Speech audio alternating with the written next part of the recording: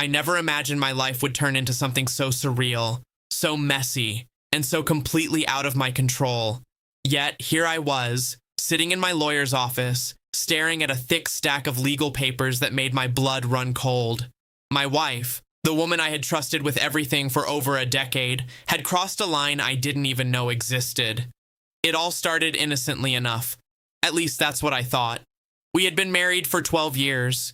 2 kids, a house in the suburbs, a decent life, and a routine that had settled into predictable comfort. I always believed in her. I believed in us. But somewhere along the line, that belief became a weapon she could wield, a tool for deception I never saw coming. The first hint of trouble came during what she called her routine checkup.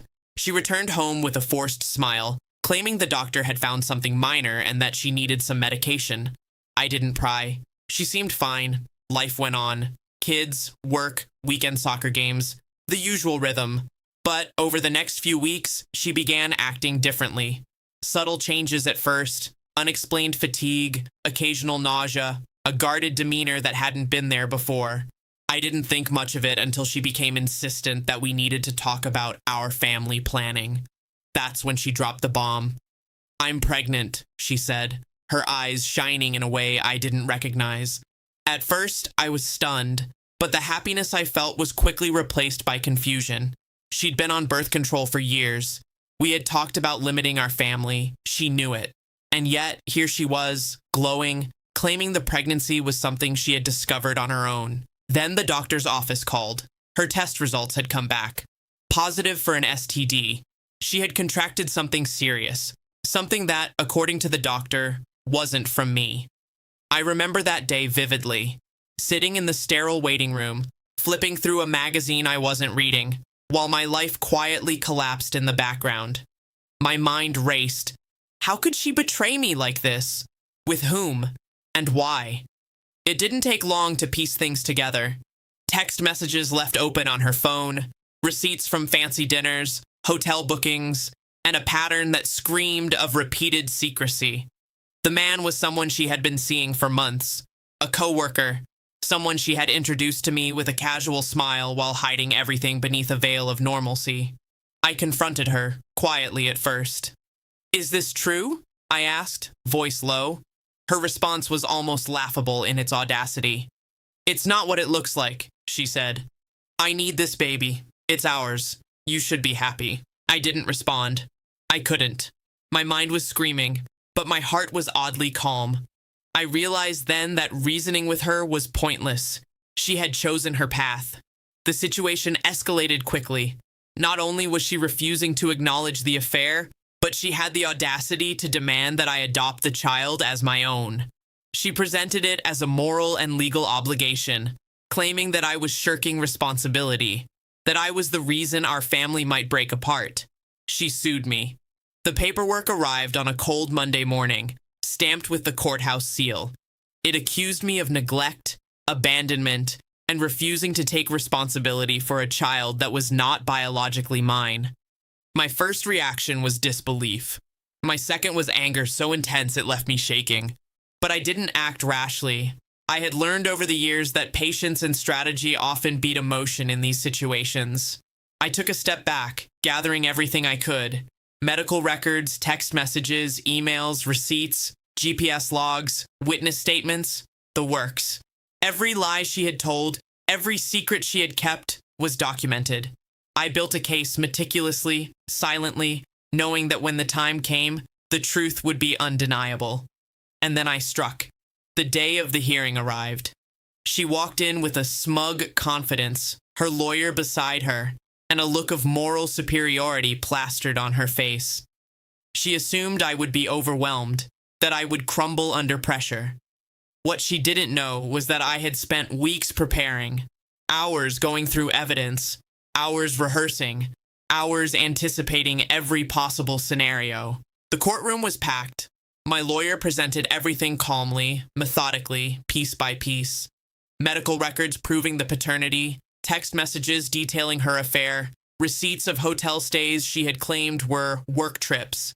Each piece of evidence was a hammer striking against the facade she had built. When my lawyer finished, the silence was deafening. She tried to argue, tried to manipulate, tried to spin the narrative into something sympathetic, but it was too late. Her web of deceit had been fully exposed. The judge ruled in my favor. Not only was I absolved of the obligation to adopt the child, but her credibility in custody matters was called into question.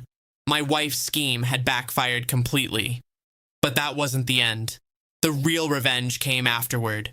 With the evidence I had gathered, I didn't just win the court case. I also exposed her lies to her coworkers, her friends, and even her family. Everyone who had trusted her, everyone who had assumed I was the villain in this story, suddenly saw the truth. She lost credibility, relationships, and the respect she had assumed was hers to command. I didn't gloat. I didn't scream. I didn't retaliate in ways that would make me stoop to her level. I simply let the evidence speak, and it spoke volumes. Months later, life began to normalize. The house was quieter. The kids were safe, oblivious to the full extent of the betrayal. And I had a renewed sense of clarity about trust, loyalty, and the consequences of deception. Looking back, the ordeal taught me more than anger or revenge ever could.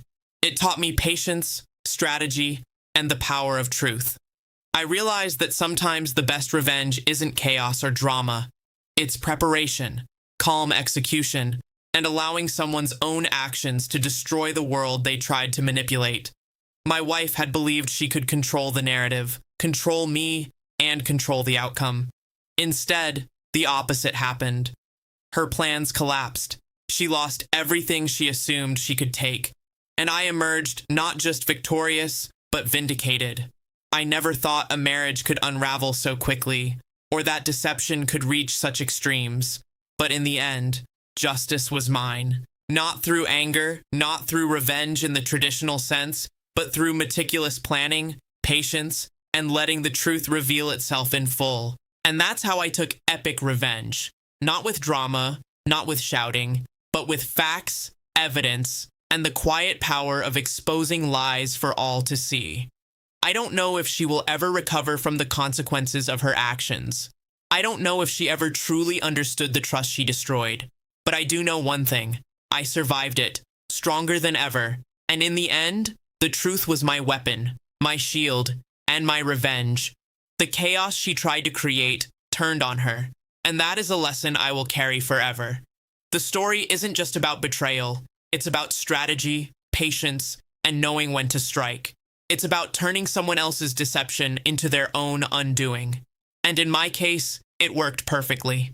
Her affair, the pregnancy, the lies, the lawsuit, all of it crumbled under the weight of truth. And I walked out victorious. Because when someone underestimates you, when they assume you'll play the fool, the only thing you need is evidence, patience, and a plan.